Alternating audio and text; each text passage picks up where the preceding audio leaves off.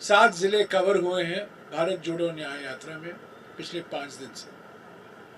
आज हमारे साथ हमारे युवा कांग्रेस नेता विधायक जिग्नेश मेवानी जी हैं।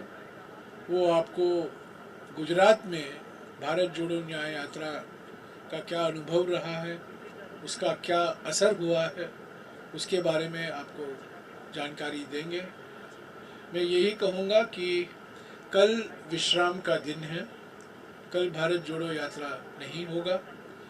परसों दिन यानी कि 12 तारीख को दोपहर 2 बजे से भारत जोड़ो यात्रा फिर से शुरू होगा नंदुरबार ज़िले में, और वहाँ एक आदिवासी सम्मेलन होगा 12 तारीख दोपहर को, और 13 तारीख को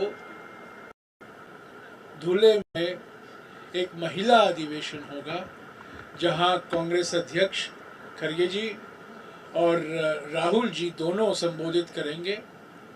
और महिला न्याय को लेकर जो कांग्रेस पार्टी की ओर से गारंटी की घोषणा करना है वो उसी दिन उस रैली में घोषणा करेंगे। अब मैं जिग्नेश जी से गुजारिश करूंगा कि आपको संबोधित करें। आप गुजराती में बोलेंगे? गुजराती में, हिंदी में बोलो, आधा आधा हिंदी आधा हिंदी। गुजराती ठीक है। थोड़ा नेशनल ऑडियंस भी है, थोड़ा आधा मिनट। हाँ हाँ, હું એક કોંગ્રેસના કાર્યકર્તા તરીકે અને એક દેશના નાગરિક તરીકે હું ક્યુરિયોસિટીથી, કૌતુકતાથી ભારત જોડો યાત્રાને જોઈ શકતો હતો. મારા પોતાના થોડાક હેલ્થના પ્રશ્નના કારણે હું ભારત જોડો યાત્રાના પહેલા ફેઝમાં નહોતો જઈ શક્યો.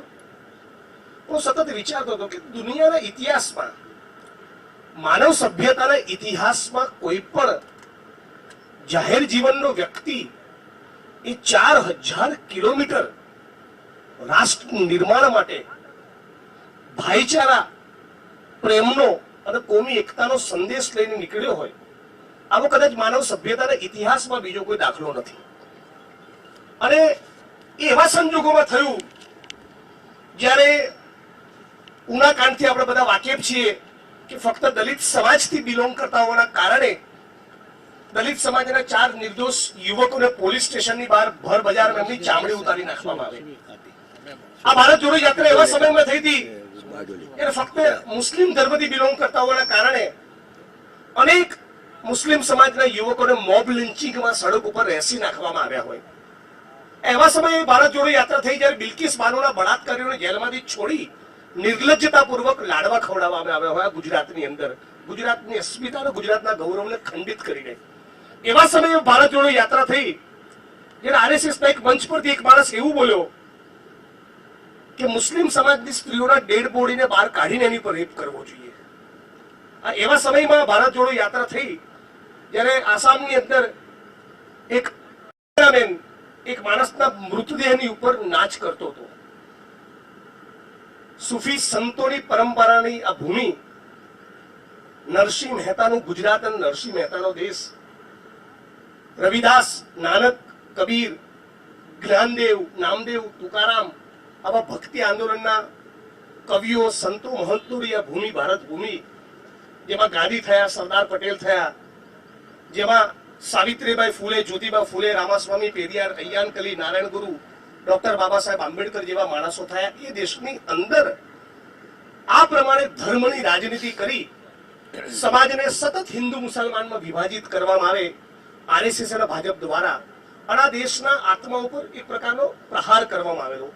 આવા સમયે કોંગ્રેસ પાર્ટીએ, જાહેર જીવનના માણસોએ રાહુલ ગાંધીના નેતૃત્વમાં આ દેશના ઇન્જર્ડ થયેલા આત્માને હિલિંગ ટચ આપવાની કોશિશ કરી. આ ભારત જોડો યાત્રાનું સૌથી મોટું યોગદાન છે. અને એ જ ભારત જોડો યાત્રા 4000 કિલોમીટરની સફળતા બાદ ગુજરાતમાં પહોંચે છે ભારત જોડો ન્યાય યાત્રા સ્વરૂપે, અને એનો પ્રવેશ થાય છે ઝાલોદ ખાતે. એ ઝાલોદ અને એ દાહોદ જ્યાંના આદિવાસી કડિયા મજૂરોના લોહીને પરસેવાથી મારું મકાન બન્યું છે, એ ઝાલોદ અને દાહોદ જેના આદિવાસી કડિયા મજૂરોના લોહીને પરસેવાથી તમામ પત્રકાર મિત્રો જે ન્યૂઝ ચેનલોમાં અને અખબારોમાં કામ કરે છે એમના ભવનો બંધાયા છે. ગુજરાતની વિધાનસભાનું મકાન બન્યું છે, ગુજરાતનું સચિવાલય બન્યું છે, ગુજરાતના તમામ રોડ રસ્તા mall multiplex shopping centre tower તમામના મૂળમાં આ આદિવાસી કડિયા મજૂરો જે દાહોદ અને ઝાલોદથી બિલોંગ કરે છે એમનો લોહીનો પરસેવો રહેલો છે. અને આખા યાત્રા દરમિયાન અનેક લોકો સાથે રાહુલજીની વાત થઈ, મારી વાત થઈ, કોંગ્રેસ પાર્ટીના બીજા મિત્રોની વાત થઈ, બધા સતત ફરિયાદ કરી રહ્યા છે કે વિસ્થાપન ઘટે એના માટે કોંગ્રેસ પાર્ટી જે મનરેગાનો કાયદો લઈને આવ્યું હતું એની ગુજરાતમાં સૌથી ખરાબ પરિસ્થિતિ કોઈ હોય તો આદિવાસી પટ્ટામાં છે. અને એ હતી ખરાબ પરિસ્થિતિ કે મનરેગામાં કામ તો નહીં આપવાનું, મનરેગામાં કરેલી કાળી મજૂરીના નાણાં તો નહીં ચૂકવવાના, ઉલટું જે લોકોએ મનરેગામાં મજૂરી નથી કરી એવા માણસના બનાવટી દસ્તાવેજો ક્રિએટ કરી એક સિસ્ટમેટિકલી આખી યોજનામાં સ્કેમ ચલાવવાનું એ આખા ગુજરાતમાં અને એમાં પણ સૌથી વધારે આદિવાસી વિસ્તારમાં જોવા મળ્યું. જંગલ જમીનનો કાયદો કોંગ્રેસ પાર્ટીએ બનાવ્યો. અનેક આદિવાસી સંગઠનો અને કોંગ્રેસ પાર્ટીએ સાથે મળીને આ કાયદાની રૂપરેખા તૈયાર કરેલી. એના માટે લોકોએ સંઘર્ષો કરેલા, અનેક રેલીઓ, ધરણા, આવેદનપત્રોના પગલે આ કાયદો બનેલો. એમાં આદિવાસી સમાજની પણ બહુ મહત્વની ભૂમિકા છે જેટલી કોંગ્રેસની છે. એ છતાં આજે પણ ગુજરાતમાં હજારો એકર જમીન જે આદિવાસી સમાજને જંગલ જમીનના કાયદા હેઠળ મળવી જોઈએ એવી કોઈ જમીનોની ફાળવણી કરવામાં આવતી નથી. પેશાનો કાયદો જે આદિવાસી સમાજને સશક્ત અને મજબૂત બનાવે એવો કાયદો જેમાં ગ્રામ સમિતિ નક્કી કરે તેમાં કલેક્ટર અને મંત્રી પણ ચંચુપાત ના કરી શકે એવો કાયદો પણ ફક્ત કાગળ ઉપર રહી ગયો છે. આવા આદિવાસી સમાજના અનેક પ્રશ્નો જોયા. ગુજરાતમાં દલિત સમાજની શું પરિસ્થિતિ જેના વિશે આપ સૌ જાણો છો. સતત ગુજરાતની વિધાનસભાના મંચ ઉપર સડક ઉપર બોલતો હોઉં છું. સમાજ કલ્યાણ વિભાગ ચાલે પણ સમાજ કલ્યાણ વિભાગની અંદર અસ્પૃશ્યતાની નાબૂદી માટે ફાળવેલું બજેટ શૂન્ય. એટલે આ રાજ્યની સરકાર અસ્પૃશ્યતાનું કલંક જીવતું રાખવા માંગે છે. ગુજરાતમાં આજે પણ ઠેર ઠેર માથે મેલુની પ્રથા જીવે છે. એટલે એક મનુષ્ય બીજા મનુષ્યનું મન ઉપાડવા માટે આજે પણ આ કેવા વાઇબ્રન્ટ અને સ્વર્ણિમ ગુજરાતમાં મજબૂર છે. વાલ્મીકી સમાજ અનેક સફાઈ કામદારોના 300-400 રૂપિયા માટે સફાઈ કામદાર તરીકે કામ કરતા ગટરમાં ગુંગળાઈને મોત થયા.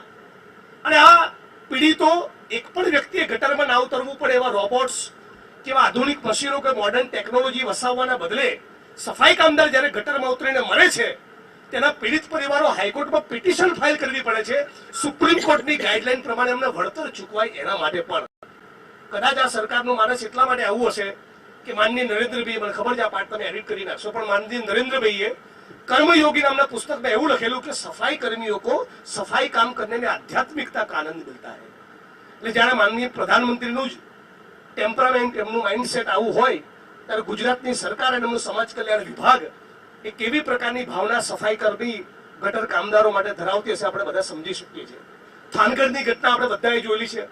19, 20 અને 24 વર્ષના 3 દૂધમલ યુવાન દલિત દીકરાઓની છાતી ઉપર જ્યારે ટેરોરિસ્ટ હોય એ રીતે AK-47ની રાઇફલથી એમની ખૂન કરવામાં આવેલા. હજી સુધી પીડિત પરિવારોને ન્યાય નથી મળ્યો અને હજી સુધી સંજય પ્રસાદની તપાસ કમિટીએ એનો જે અહેવાલ રજૂ કર્યો સરકાર સમક્ષ એ જાહેર કરતા નથી. ઉનાના પીડિતોને હજી ન્યાય મળતો નથી. ભાનુભાઈ વણકરો આત્મવિલોપન કરવું પડ્યું. 8 એવી ઘટનાઓ બાબતનું સબમિશન એ ગુજરાતના ડીજી અને ગુજરાતની સરકારને કર્યું છે જેમાં દલિત સમાજના, આદિવાસી સમાજના ભાઈઓ સામે ચાલીને મામલતદારને, પ્રાંત અધિકારીને, કલેક્ટરને, એસપીને તારીખ પોલીસ સ્ટેશનમાં કહેતા હોય કે અમને પોલીસ રક્ષણ આપો નહીં તો અમારું ખૂન કરવામાં આવશે, ને બાદ પણ પોલીસ રક્ષણ નહીં આપતા એ 8 લોકોના ખૂન થયા. આજે પણ ગુજરાતમાં પૂરેપૂરી જવાબદારી સાથે કહું છું, હાઈકોર્ટમાં હું પોતે કેસ લડ્યો છું એટલે વાકેફ છું. 20,000 એકર જમીન એવી છે જે આદિવાસી, ઓબીસી અને દલિત સમાજની માલિકીની છે કે દલિત સમાજને ફાળવેલી છે. 7 એમનું નામ છે. તમામ મહેસૂલ રેકોર્ડમાં એમની એન્ટ્રી બોલે છે અને છતાં એ જમીનોમાં અસામાજિક તત્વોના, આરએસએસ અને ભાજપના લોકોના, ગુંડાઓના ગેરકાયદેસર કબજા છે. આવી કોઈ જમીન ખાલી કરવા માંગતા નથી.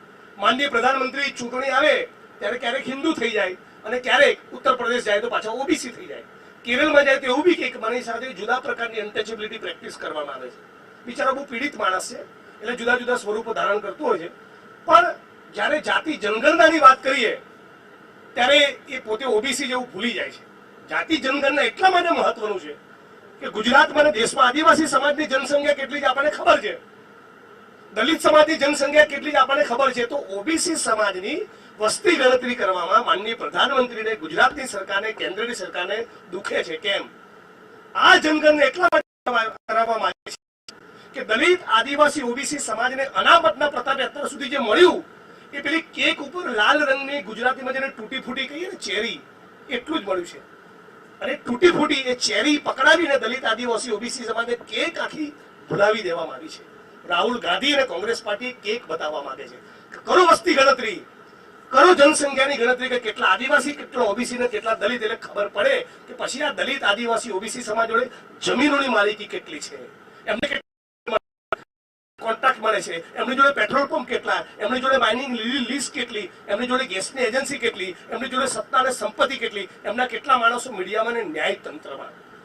આ સાચો ન્યાય છે જેની વાત ભારત જોડો ન્યાય યાત્રા લઈને નીકળી છે.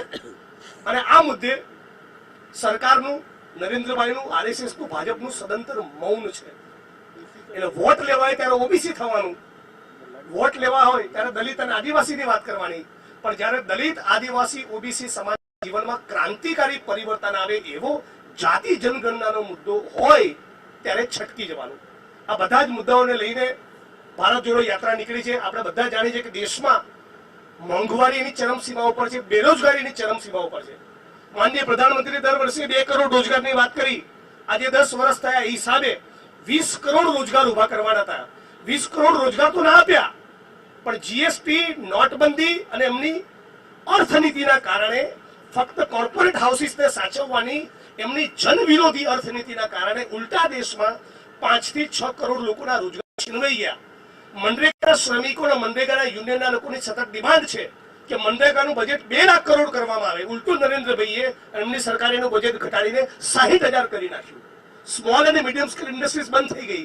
વ્યાપારીઓને જીએસટીના કારણે મારી નાખ્યા. કોંગ્રેસ પાર્ટીએ મોદીજીની ગેરંટી સામે અમે વોરંટી આપીએ છીએ કે કોંગ્રેસ પાર્ટી અને ઇન્ડિયા અલાયન્સ ગવર્મેન્ટ ફોર્મ કરશે અને 30 લાખ ખાલી પડેલા સરકારી પદોમાં ભરતી કરવામાં આવશે. એપ્રેન્ટિસ એક્ટ હેઠળ પહેલા જ વર્ષે દેશના તમામ ગ્રેજ્યુએટ્સ અને ડિપ્લોમા કરનારા લોકોને મહિને 8,500 એમ વર્ષના 1,000 રૂપિયા આપવામાં આવશે. પેપર લીકની કેટલી પરિસ્થિતિ ગંભીર છે ગુજરાતમાં આપણે બધા જાણીએ છીએ. વિધાનસભાના મંચ ઉપરથી મેં સવાલ પૂછ્યો હતો કે એટલું તો કહો વિધાનસભાના ફ્લોર પર કે 12 પેપર ફૂટ્યા, 22 ફૂટ્યા કે 32 ફૂટ્યા. કેમ કે તમે જેને આંકડો આપો કે 18 પેપર ફૂટ્યા, તો તરત નેક્સ્ટ સવાલ પૂછીએ તેની 18 એફઆઈઆર બતાવો, એમાં કેટલા કેસમાં ટ્રાયલ શરૂ થઈને કેટલા લોકોને કન્વિક્ટ કર્યા. પણ પેપર લીકનો સાચો આંકડો આપતા નથી. ત્યારે ગૌરવપૂર્વક કરું છું કે બાજુમાં રાજસ્થાનમાં જ્યારે કોંગ્રેસની સરકાર હતી ત્યારે અશોક ગેહલોત સાહેબની સરકારે પેપર લીકના મુદ્દે આજીવન કારાવાસની જોગવાઈ વાળો કાયદો લાવ્યા હતા. અત્યારે અમે અલાયન્સમાં છીએ, પણ એટલું કમિટમેન્ટ આપીએ છીએ ગુજરાત અને દેશના એક યુવાનને અને વિદ્યાર્થીઓને કે પેપર લીકના મુદ્દે ભારતનો સૌથી સ્ટ્રોંગ કાયદો પણ અમે પસાર કરીશું. આ અમારી યુવાનો માટેની કમિટમેન્ટ છે. ભારતીય જનતા પાર્ટી એ યુવાનોને, વિદ્યાર્થીઓને આકર્ષિત કરવા માટે entrepreneur, smart cities, GDP, growth, development, startup આવા બધા શબ્દો બોલતી હોય છે. પણ make in India, young India, startup ઇન્ડિયામાં એના ઇમ્પ્લિમેન્ટેશનની પરિસ્થિતિ બહુ ભયંકર છે. આની સામે ફક્ત ક્રિટિસાઇઝ ન કરતા અમે શું કરીશું એનો એક positive, proactive agenda Congress party તમારી સમક્ષ મૂકેલી છે. કોંગ્રેસ પાર્ટી સરકારમાં આવે એટલે 5,000 કરોડ રૂપિયા એન્ટરપ્રિન્યોર્સ માટે અને ખાસ કરીને સ્ટાર્ટઅપ માટે અમે મૂકવાના છીએ. એટલે આ યુવાનો માટેનું કોંગ્રેસ પાર્ટીનું કમિટમેન્ટ છે. ભારત જોડો ન્યાય યાત્રા દરમિયાન અનેક આદિવાસી સમાજ સાથે, ઓબીસી અને દલિત સમાજ સાથે, યુવાનો સાથે, એનજીઓ સાથે ઇન્ટરેક્શન થયું. ગુજરાતના જેટલા પણ પ્રાણ પ્રશ્નો છે એને રાહુલજીએ વધારે ગહેરાઈથી સમજવાની કોશિશ કરી અને આ બધા પ્રયત્નોના પગલે આ ભારત જોડો ન્યાય યાત્રાને હું માનું છું કે બહુ સક્સેસ છે. ભારત જોડો ન્યાય યાત્રા આવનારા દિવસોમાં મહારાષ્ટ્રમાં જશે અને ત્યાં 17મી તારીખે એની પૂર્ણાહુતિ થશે. પણ આશા રાખીએ કે ભારત જોડો ન્યાય યાત્રાનો જે મુખ્ય ઉદ્દેશ હતો દેશમાં ભાઈચારો જળવાય, પ્રેમ અને મોહબ્બતની વાત થાય અને શ્રમિકોને, મહિલાઓને, ખેડૂતોને, યુવાનોને, સર્વ સમાજને ન્યાય મળે. આટલી વાત આ પ્રેસ કોન્ફરન્સના માધ્યમથી તમારી વચ્ચે મૂકવા માંગી છે. शुक्रिया शुक्रिया जिग्नेश. मैं ये एक और बात जोड़ूंगा कि आज सुबह राहुल जी स्वराज निवास गए, जहां ये हमारे 20वीं शताब्दी के हमारे राजनीतिक इतिहास में एक मील का पत्थर है बारदोली सत्याग्रह। और बारदोली सत्याग्रह के बाद वल्लभ भाई पटेल जी सरदार के नाम से अमर हो गए। और आज सुबह कुछ मिनटों के लिए राहुल जी स्वराज निवास गए, जिसकी स्थापना 1922 में वल्लभ भाई पटेल जी ने किया था। वहाँ स्वराज निवास देखे और हमारे लिए भारत जोड़ो न्याय यात्रा के लिए ये एक प्रेरणा का क्षण था, क्योंकि हम देख रहे हैं, देश देख रहा है किस तरीके से किसानों पर अन्याय हो रहा है। दिल्ली के सीमाओं पर, हरियाणा दिल्ली बॉर्डर में पंजाब के किसान, हरियाणा के किसान, राजस्थान के किसान, मध्य प्रदेश के किसान, उत्तर प्रदेश के किसान सभी देशों से आए, सभी राज्यों से आए हैं और इन पर ड्रोन के द्वारा टीयर गैस छोड़ा जा रहा है, इन पर अत्याचार हो रहा है, इनके खिलाफ राष्ट्रीय सुरक्षा कानून लगाने की धमकी दी जा रही है। एक प्रधानमंत्री थे जो 1965 में देश को एक नारा दिया था, जय जवान जय किसान। और ये एक सरकार है, जय जवान नहीं जेल जवान, जय किसान नहीं जेल जवान जेल किसान। तो आज देख रहे हैं बारदोली सत्याग्रह ने हमारे देश का राजनीतिक इतिहास बदल दिया। इसका नेतृत्व सरदार पटेल जी ने किया था। पर आज जो व्यक्ति सरदार पटेल की जो योगदान है, उनका योगदान है, और खुद सरदार पटेल को हड़पना चाहते हैं, गोडसे से प्रेरणा लेते हैं। विचारधारा हमारे स्वतंत्रता संघर्ष में उनकी कोई भूमिका नहीं थी, संविधान बनाने में उनकी कोई भूमिका नहीं थी। ये विचारधारा के कारण महात्मा गांधी का हत्या हुआ और उन्हीं हत्यारों की पूजा ये करते हैं। और ये लोग आज दिल्ली में शासन में बैठे हुए हैं और कहते हैं हम सरदार पटेल महात्मा गांधी से प्रेरणा लेते हैं। इससे और बड़ा अपमान महात्मा जी के ऊपर और सरदार साहब के ऊपर, इससे बड़ा अपमान नहीं हो सकता।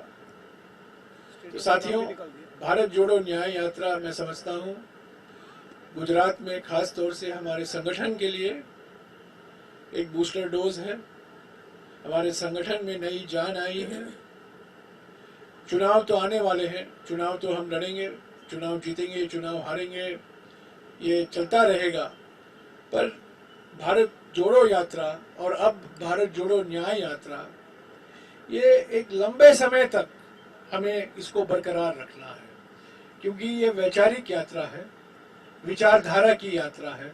और हम मुकाबला बीजेपी के साथ चुनाव में कर रहे हैं, पर हम मुकाबला आरएसएस का विचारधारा की मैदान में कर रहे हैं। और ये विचारधारा के खिलाफ जो हम लड़ाई लड़ रहे हैं, आरएसएस विचारधारा के खिलाफ, ये 1-2 महीने में, 1-2 साल में समाप्त नहीं होगा। ये चलता रहेगा, चलता रहेगा। हम चुनाव लड़ते रहेंगे, जीतेंगे हारेंगे, वो वास्तविक है। पर राहुल जी ने रास्ता दिखाया है कांग्रेस पार्टी को कि हमें हमारी विचारधारा को मजबूत करना है। हमारे संगठन में, हमारे कार्यकर्ताओं में हमारी जो विचारधारा है, हमारे जो सिद्धांत हैं, हम जिसके लिए हम मरने को तैयार हैं, उसकी जानकारी हमें जनता तक हमारे कार्यकर्ताओं के द्वारा हमें पहुंचाना है। तो अभी आपके सवाल कुछ हैं तो मुझसे या जिग्नेश जी से आप पूछ सकते हैं। हाँ जी।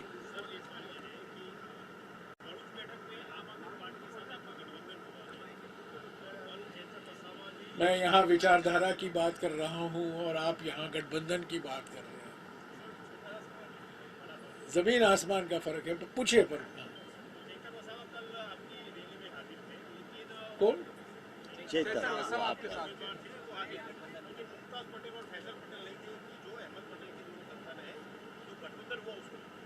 नहीं, मैं देखिए,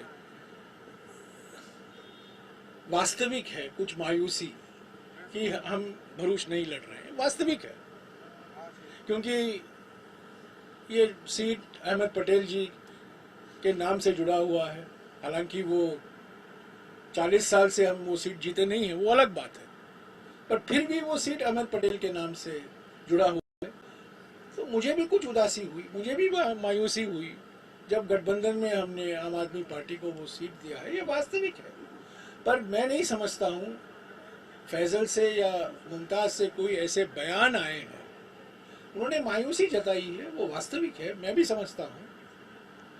पर वो कांग्रेस में है, कांग्रेस में रहेंगे, कांग्रेस के साथ वो जुड़े हुए हैं, वो बरकरार रहेगा, उसमें कोई संदेह की बात नहीं है। या उतर चढ़ाव तो होते रहते हैं, पर मैं समझता हूँ कि राहुल जी ने बहुत कोशिश की, वो खुद चाहते थे कि भरूच, क्योंकि अहमद पटेल के नाम से वो जुड़ा हुआ है, कि हम लड़े, पर कुछ कारण हो नहीं पाया।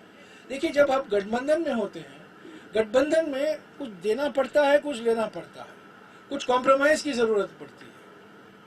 तो उस कॉम्प्रोमाइज में भरूच सीट निकल गया, वो मुझे भी मायूसी हुई, मुझे भी उदासी हुई, वो वास्तविक है। हाँ जी, यस सर, चला।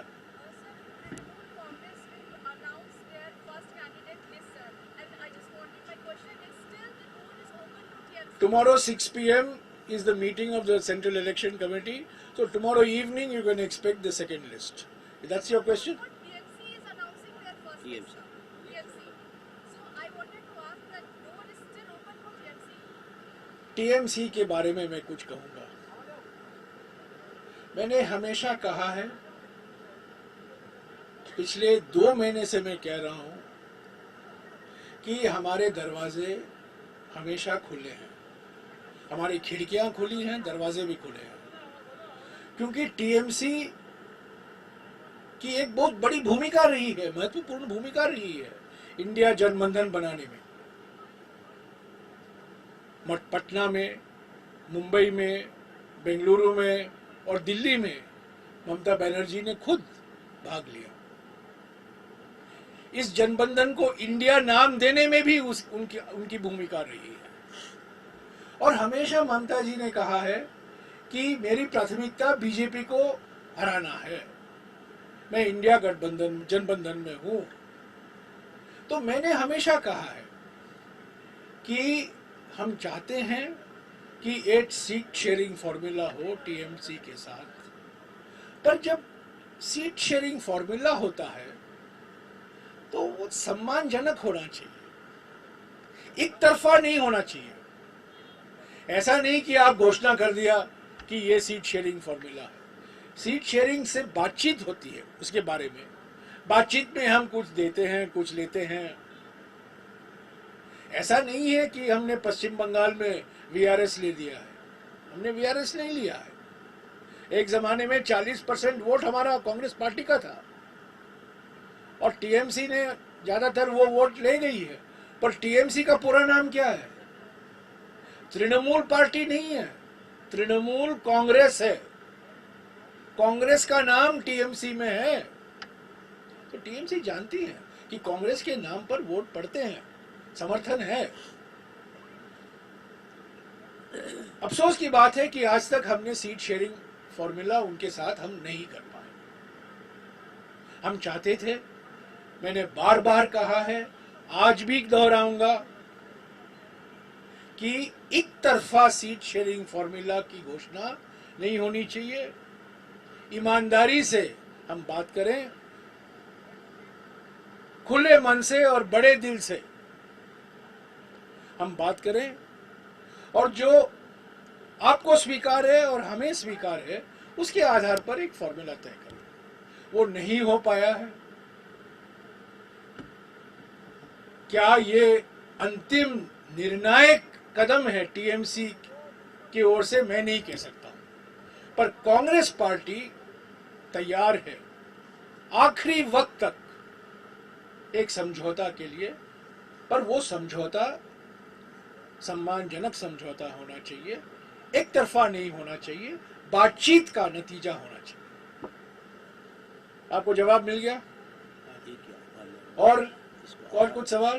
एक आभार मानने का सर हाँ जी, एक आभार मानने का सब मीडिया का हाँ जी, पूछे ना। તમામ પત્રકાર ભાઈ બહેનોએ છેલ્લા 4 દિવસમાં 5 લોકસભા 440 કિલોમીટર અને 7 જિલ્લામાં સતત કવરેજ આપીને અમને મદદ કરી છે. એની માટે ગુજરાત પ્રદેશ કોંગ્રેસ સમિતિના સન્માનીય પ્રમુખ શ્રી શક્તિસિંહજી ગોહિલે આપનો સૌનો વિશેષ આભાર માન્યો છે. શક્તિસિંહજીને માનનીય રાહુલજીને એરપોર્ટ ઉપર મૂકવા જવાનો પ્રોટોકોલ પ્રમાણે તેઓ ત્યાં ગયા છે. પણ આપ સૌનો ખૂબ ખૂબ આભાર. जो नेशनल में से आए वो सभी पत्रकारों का भी तहे से दिल से मैं आभार व्यक्त करता हूं कि आप लोगों ने भी हमको मदद किया है. आप सबको कहीं पे भी किसी को भी कोई दिक्कत पड़ी है तो मैं गुजरात कांग्रेस की ओर से मैं आप सबकी माफी चाहता हूं. पर आप लोगों ने बहुत मदद की है. और राहुल जी तो आज आपकी मीडिया वन में आए थे तो आप सबको जो सबसे बड़ी बात हो गई थी वो राहुल जी के साथ आपका बातचीत भी हो गई, फोटो भी हो गया. तो आप सबका फिर से मैं आभार व्यक्त करता हूँ. मैं एक ही बात कहूंगा अंत में कि भारत जोड़ो न्याय यात्रा के बाद ये किसी के मन में शक नहीं होना चाहिए, टाइगर अभी भी जिंदा है. न्याय का हक मिलने तक.